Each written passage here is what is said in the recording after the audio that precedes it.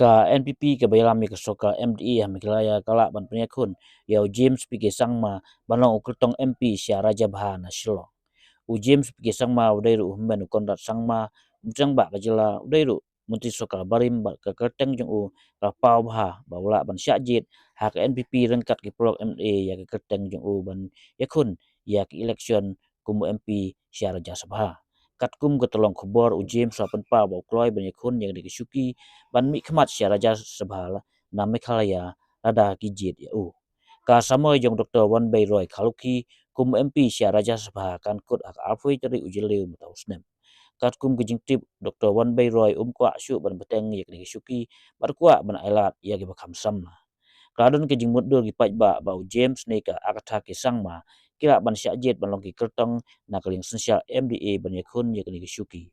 Ke MDA ke bayam ke NPP ki don lang ke UDP HSPDP bat ke MDA Simen. Ha ke juk kepol ke NPP kampat yakren bat penyakun yano na mentak election setiang semoy na Shillong Parliamentary Constituency sia Lok Sabha hadin beraklat kendit no Dr. Ricky AJ Sengkon. Hawk election sia Karo Hills atun mas discouncil ban selong hak sepotrik yong ke NPP ka kemen bakan sal na pang ban sensia biang ha GHADC.